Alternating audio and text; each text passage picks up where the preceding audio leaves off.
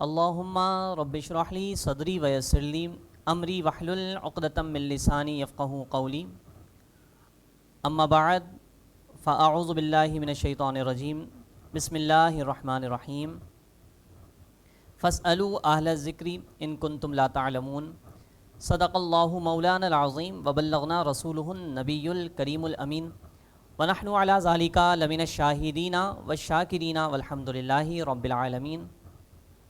باتیں دین کی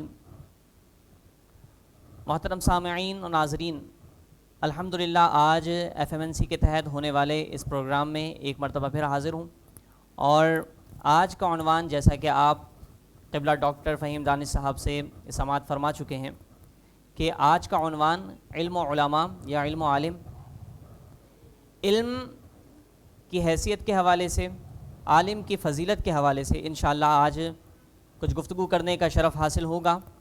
اللہ تبارک و تعالی نے علم کی فضیلت بیان فرمائی قرآن و حدیث میں، نبی علیہ کہیں قرآن کی آیت کے ذریعے، کہیں نبی صلی اللہ علیہ وسلم کے فرمان کے ذریعے علم کی فضیلت، عالم کی فضیلت بیان فرمائی۔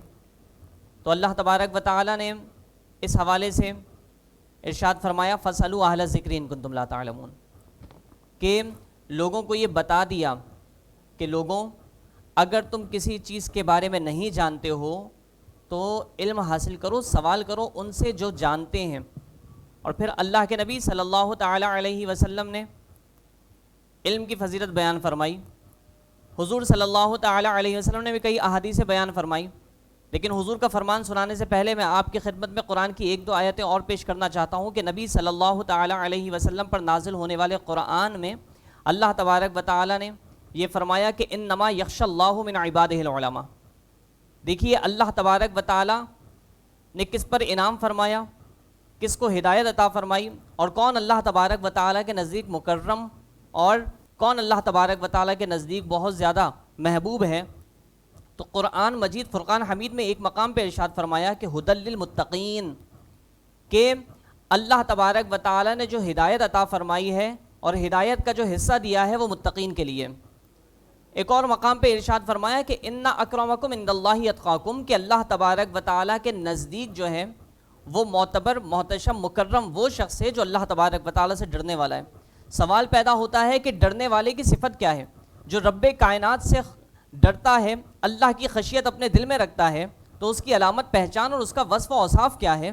تو گویا کہ اللہ تبارک و تعالی نے اس کی وضاحت کرتے ہوئے ایک اور آیت مبارکہ میں ارشاد فرمایا کہ انما یخشی اللہ من عبادہ العلماء، کہ اللہ تبارک و تعالی سے جو ڈرتے ہیں وہ حقیقت میں اللہ تبارک و تعالی کے وہ بندے ہیں جن کو علماء ہونے کا، ان کو عالم دین ہونے کا شرف حاصل ہے۔ تو جناب عالم دین ہونا یہ اللہ تبارک و تعالی کی خشیت حاصل کرنے کا سبب ہے۔ علم حاصل کرنا یہ خوف الہی کی دولت حاصل کرنے کا سبب ہے۔ اور پھر حضور صلی اللہ تعالی علیہ وسلم نے اس حوالے سے بہت کچھ ارشاد فرمایا کہ علم کی فضیلت بیان کرتے ہوئے فرمایا کہ وہ شخص جو علم دین حاصل کرتا ہے اور لوگوں کو سکھاتا ہے اس کا مقام و مرتبہ کیا ہے۔ فرمایا کہ اللہ تبارک و تعالی بہت بڑا جواد ہے، مطلب نوازنے والا ہے۔ اور حضور صلی اللہ علیہ وسلم نے یہ بیان فرمانے کے بعد فرمایا کہ تمام بندوں میں اللہ تبارک و تعالی کی بارگاہ میں سب سے زیادہ جو سخی ہے وہ میں ہوں۔ اور پھر حضور صلی اللہ علیہ وسلم نے اپنے بعد فرمایا کہ میرے بعد جو سب سے بڑا سخی ہے وہ کون ہے؟ ہم تو سمجھتے ہیں جناب کہ سخی وہ ہے کہ جو راہ خدا میں خوب خرچ کرتا ہے، جو اپنا مال غریبوں میں تقسیم کرتا ہے، جو غریبوں کی مدد کرتا ہے، بے سہاروں کا سہارا بنتا ہے، بے آسروں کا آسرا بنتا ہے۔ یقیناً یہ بھی بڑی فضیلت کی بات ہے اور یہ بھی بڑا شرف ہے۔ لیکن اللہ کے نبی صلی اللہ علیہ وسلم نے جب یہ فرمایا کہ میرے بعد جو سب سے بڑا سخی ہے، تو یہ نہیں فرمایا جو لوگوں میں مال تقسیم کرتا ہے، یہ نہیں فرمایا جو غریبوں کی مدد کرتا ہے، بلکہ ذرا توجہ کیجئے، علم کی فضیلت بیان کرتے ہوئے فرمایا کہ میرے بعد سب سے بڑا سخی وہ ہے کہ جو علم سیکھتا ہے اور لوگوں کو اس علم کی روشنی سے آراستہ کرتا ہے، علم کے زیور سے آراستہ کرتا ہے، علم کے نور سے منور کرتا ہے۔ اسی طریقے سے اللہ کے نبی صلی اللہ تعالی علیہ وسلم نے ارشاد فرمایا کہ علم کی فضیلت ایک تو ہے عابد، عابد کا مقام و مرتبہ بہت بلند و بالا ہے۔ عابد کا مقام، عابد اللہ تبارک و تعالیٰ کی بارگاہ محبوب ہے جو عبادت و ریاضت کرتا ہے، کثرت سے عبادت و ریاضت کرتا ہے، کثرت سے نوافل پڑھتا ہے، عابد کہا جاتا ہے اور اللہ کی بارگاہ میں محبوب و مقرب ہے۔ لیکن سوال پیدا یہ ہوتا ہے کہ عابد کا اتنا بلند و بالا مقام و مرتبہ ہے تو عالم کا مقام و مرتبہ کیا ہے؟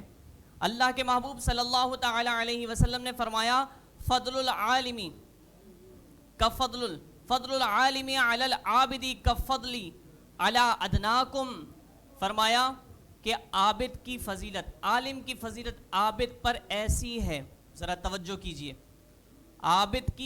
عالم کی فضیلت عابد پر ایسی ہے کہ جیسا کہ حضور نے فرمایا میری فضیلت تم میں سے ادنا درجے والے پر۔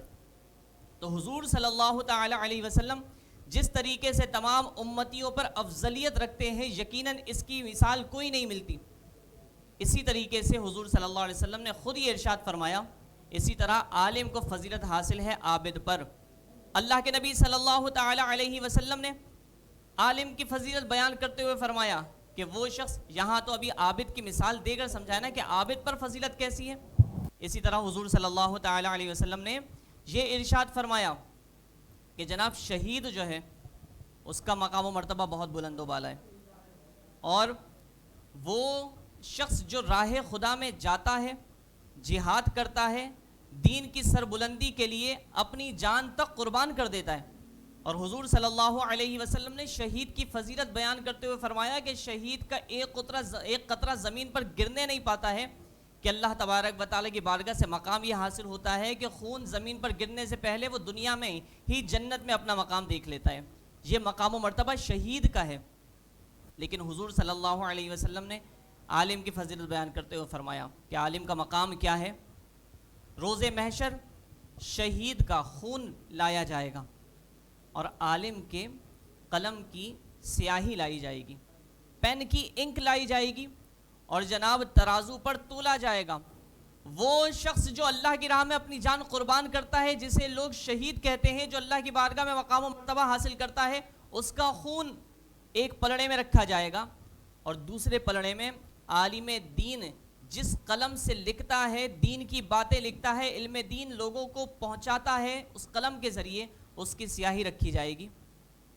تو حضور کا فرمان ہے کہ شہید کا خون کم ہو جائے گا، ہلکا ہو جائے گا، عالم دین کے قلم کی سیاہی وزنی ہو جائے گی، بھاری ہو جائے گی۔ یہ مقام و مرتبہ اللہ تبارک و تعالیٰ نے عالم دین کو عطا فرمایا۔ اسی طریقے سے حضور صلی اللہ علیہ وسلم نے عالم کی فضیلت بیان فرماتے ہوئے ایک مقام پہ اور فرمایا کہ اگر کوئی شخص عالم کی زیارت کرتا ہے تو اس کو کیا مقام و مرتبہ حاصل ہوتا ہے۔ آپ دیکھیے ذرا کہ حضور صلی اللہ علیہ وسلم کے صدقے اللہ تبارک و تعالیٰ نے کئی شے کو اور کئی شخصیت کو فضیلت عطا فرمائی کہ کعبے کو دیکھنا حضور نے فرمایا عبادت ہے۔ حضور صلی اللہ علیہ وسلم نے فرمایا کہ قرآن دیکھنا عبادت ہے۔ فرمایا مولائے کائنات حضرت علی رضی المرتضی رضی اللہ تعالی عنہ کا چہرہ دیکھنا عبادت ہے۔ اور پھر اسی کے ساتھ قربان جائیے، اللہ تبارک و تعالی نے عالم دین کی فضیلت بیان فرماتے ہوئے، نبی صلی اللہ علیہ وسلم نے بیان فرماتے ہوئے فرمایا کہ اگر کوئی شخص عالم دین کے چہرے کو دیکھتا ہے تو عالم کے چہرے کو دیکھنا بھی عبادت ہے۔ یہ مقام و مرتبہ اللہ نے علم دین حاصل کرنے والے کو عطا فرمایا۔ اسی طریقے سے نبی صلی اللہ تعالی علیہ وسلم نے ایک مقام پہ اور ارشاد فرمایا من یرد اللہ بہ خیرا یفقہہ فی الدین، ہر شخص یہ چاہتا ہے کہ اللہ تبارک و تعالی ہمارے ساتھ بھلائی والا، خیر والا معاملہ فرمائے۔ ہر شخص کی یہ تمنا ہے کہ اللہ تبارک و تعالی مجھ سے بھلائی والا معاملہ فرمائے، خیر والا معاملہ فرمائے۔ غضب سے ہر شخص بچنا چاہتا ہے۔ تو حضور صلی اللہ علیہ وسلم نے فرمایا کہ اللہ تبارک و تعالی بھلائی والا معاملہ کس کے ساتھ فرماتا ہے؟ وہ شخص جو بڑے سجدے کرتا ہے، وہ شخص جو بڑا ذکر اذکار کرتا ہے، وہ شخص جو کثرت سے نوافل رکھ پڑتا ہے، وہ شخص جو کثرت سے روزے رکھتا ہے۔ یقیناً یہ تمام لوگ باعث شرف ہیں، شرف حاصل کرنے کا سبب ہیں۔ لیکن اللہ کے نبی صلی اللہ علیہ وسلم نے فرمایا من یرد اللہ بہ خیرا یفقہہ فی الدین، کہ اللہ تبارک و تعالی جس سے بھلائی کا ارادہ فرماتا ہے اسے دین کی سمجھ عطا فرما دیتا ہے۔ اور دین کی سمجھ بلا شبہ علماء کو عطا کر دی گئی ہے، اور دین کی سمجھ جس کو عطا کر دی جاتی ہے یقیناً وہ دنیا میں بھی کامیاب ہوا کرتا ہے اور آخرت میں بھی کامیاب ہوا کرتا ہے۔ اللہ کے نبی صلی اللہ تعالی علیہ وسلم نے علم کی فضیلت بیان فرمائی، عالم کی فضیلت بیان فرمائی، اور عالم کی جو فضیلت ہے یقیناً یہ کس وجہ سے ہے؟ اسی لیے کہ اس نے علم دین حاصل کیا، علم دین حاصل کیا۔ اور جو علم دین حاصل کرتا ہے اپنے گھر سے نکلتا ہے علم دین حاصل کرنے کے لیے، تو حدیث پاک کا مفہوم ہے کہ جب وہ اپنے گھر سے نکلتا ہے فرشتے اس کے قدموں کے نیچے اپنے پر بچھا دیتے ہیں۔ مچھلیاں سمندر میں جو ہیں، چونٹیاں بلوں میں جو ہیں، یہاں تک کہ تمام مخلوق اللہ تبارک و تعالیٰ کی اس کے لیے اس وقت تک دعائے استغفار کرتی رہتی ہیں جب تک کہ وہ شخص علم دین حاصل کر کے واپس اپنے گھر پلٹ کر آ نہیں جاتا۔ یہ فضیلت مقام عطا فرمایا علم کو اور علم حاصل کرنے والے کو۔ اسی طریقے سے ان تمام چیزوں کا ایک حسین خلاصہ یہ نکلتا ہے اس حدیث پاک سے جو میں آپ کی خدمت میں پیش کرنے جا رہا ہوں کہ نبی صلی اللہ تعالی علیہ وسلم نے فرمایا، یہ ہر وہ ناظرین جو میری گفتگو کو سماعت فرما رہے ہیں ان کو سمجھنا چاہیے اور اس حدیث مبارکہ کو آج کے لیے حقیقی طور پر درس سمجھنا چاہیے کہ نبی صلی اللہ علیہ وسلم نے فرمایا کہ لوگوں، جب تم صبح کرو تو تمہارے اندر 4 حالتوں میں سے کوئی ایک حالت ہونی چاہیے، 4 حالتوں میں سے کوئی ایک حالت ہونی چاہیے۔ اب سوال پیدا ہوتا ہے وہ 4 حالتوں میں سے کوئی ایک حالت کون سی ہے؟ سب سے پہلے نبی صلی اللہ علیہ وسلم نے فرمایا کہ پہلی حالت تو یہ ہے کہ تم اس حال میں صبح کرو، مطلب ایٹ اے ٹائم۔ صبح کا مطلب یہ نہیں کہ صبح، بلکہ 24 گھنٹے تمہارے اندر یہ حالت ہونی چاہیے۔ کون سی؟ نمبر 1، عالم دین ہو جاؤ۔ اس حالت میں صبح کرو کہ تم عالم دین ہو۔ اگر تم عالم دین نہ بن سکے، وقت نے ساتھ نہ دیا اور تمہارے نصیب نے ساتھ نہ دیا اور تمہاری قسمت جاگی نہیں اور تم عالم دین نہ بن سکے، تو پھر دوسری صورت اختیار کر لو۔ وہ دوسری فرمایا طالب علم بن جاؤ، علم حاصل کرنے والے بن جاؤ۔ اور اگر ایسا بھی نہ ہو سکا کہ علم حاصل کرنے والے بھی نہ بن سکے، تو فرمایا تیسری صورت اختیار کر لو۔ وہ تیسری صورت کیا ہے؟ وہ تیسری صورت یہ ہے کہ علماء دین کی صحبت اختیار کر لو، علماء دین کے ساتھ اٹھنا بیٹھنا اختیار کر لو۔ اور اگر یہ بھی نہ ہو سکے تو فرمایا چوتھی صورت اختیار کر لو۔ وہ چوتھی صورت کیا ہے؟ فرمایا علماء سے محبت کرو، علماء حق جو ہیں ان سے محبت کرو۔ اور پھر یہ کہہ کر 4 باتیں بیان کر کے اللہ کے نبی صلی اللہ علیہ وسلم نے اپنی گفتگو ختم نہیں فرمائی، بلکہ آگے فرمایا کہ یہ 4 حالتیں چھوڑ کر 5ویں مت بننا۔ اگر تم کوئی 5ویں بنے تو پھر تباہ و برباد ہو جاؤ گے۔ تو ہمیں سوچنا چاہیے یا تو عالم دین ہو، یا علم حاصل کرنے والے طالب علم ہوں، یا پھر علماء کی صحبت میں بیٹھنے والے ہوں، یا پھر علماء سے محبت کرنے والے ہوں۔ اب یہ اگر کوئی شخص چوتھی صورت بھی اختیار کرے گا تو اللہ اپنے فضل سے اس کو پہلی صورت بھی عطا فرما دے گا۔ مطلب کیا؟ کہ کوئی عالم دین سے اگر محبت کرے گا تو جس سے محبت ہوتی ہے اس سے دور رہا نہیں جاتا، بلکہ اس سے ملاقات کرنے کی تمنا رکھی جاتی ہے۔ تو جب محبت ہوگی تو عالم دین سے ملاقات بھی کی جائے گی، ان کے پاس جا کے بیٹھا بھی جائے گا، ان کی صحبت بھی اختیار کی جائے گی۔ تو جب محبت کے صدقے صحبت حاصل ہوگی، تو جب صحبت حاصل ہوگی تو علماء بیکار اور بیجا باتیں تو نہیں کرتے، وہ علم دین کی باتیں کریں گے، دینی مسئلے مسائل سکھائیں گے، بتائیں گے، اس پر بات کی جائے گی۔ جب اس طرح آپ بیٹھیں گے، دین سیکھیں گے، تو آپ طالب علم ہونے کی فہرست میں شامل ہو جائیں گے۔ اور پھر سیکھتے سیکھتے سیکھتے سیکھتے سیکھتے سیکھتے ایک وقت ایسا آئے گا کہ اللہ تبارک و تعالیٰ علم دین سیکھنے کے صدقے آپ کو بھی علماء حق کے ساتھ شمار فرما دے گا اور آپ بھی علماء کی فہرست میں شامل ہو جائیں گے۔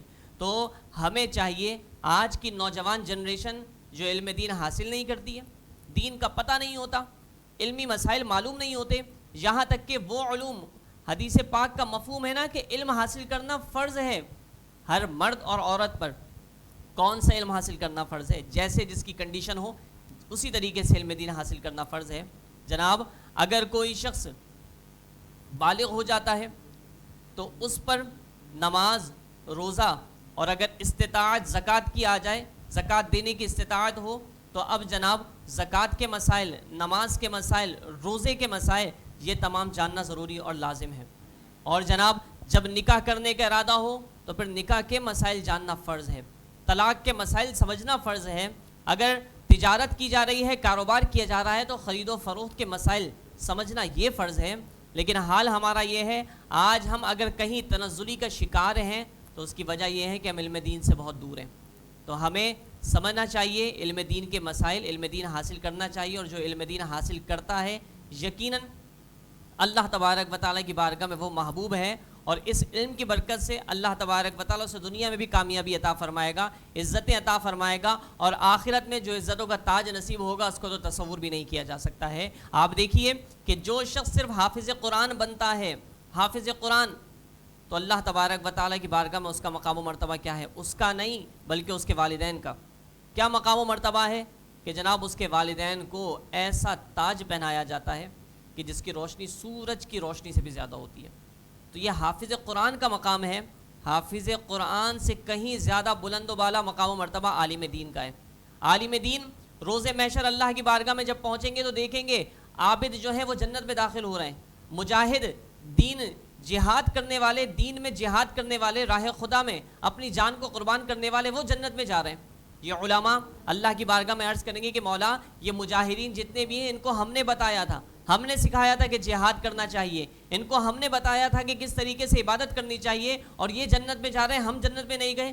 اللہ تبارک و تعالیٰ فرمائے گا کہ اے میرے بندو، ہم نے تمہیں روکا اس لیے ہے کہ وہ لوگ جن پر جہنم واجب ہو چکی ہے ان کی شفاعت کر کے تم اپنے ساتھ ان کو جنت میں لے جاؤ، تو اس لیے ہم نے تمہیں الگ کیا ہے۔ تو یہ مقام و مرتبہ ہے۔ علماء اپنے محبین کی، اپنے متوسلین کی، اپنے معتقدین کی شفاعت کر کے اپنے ساتھ جنت میں لے کر جائیں گے، یہ مقام و مرتبہ ہے۔ تو علماء کا ادب اور احترام کیجئے، علماء سے محبت کیجئے، علماء کی صحبت میں بیٹھیے۔ اللہ تبارک و تعالیٰ علم کے صدقے، علماء کے صدقے ہم سب کو دنیا و آخرت میں کامیابی نصیب فرمائے۔ اسی پر میں اپنی گفتگو کو اختتام کرتا ہوں۔ اللہ تبارک و تعالیٰ ہم سب کو جو کچھ سنا سیکھا سمجھا اس کو یاد رکھ کے عمل پیرا ہو کر دوسروں تک پہنچانے کی توفیق نصیب فرمائے۔ آمین بجاہ النبی الامین، وآخر دعوانا ان الحمد للہ رب العالمین۔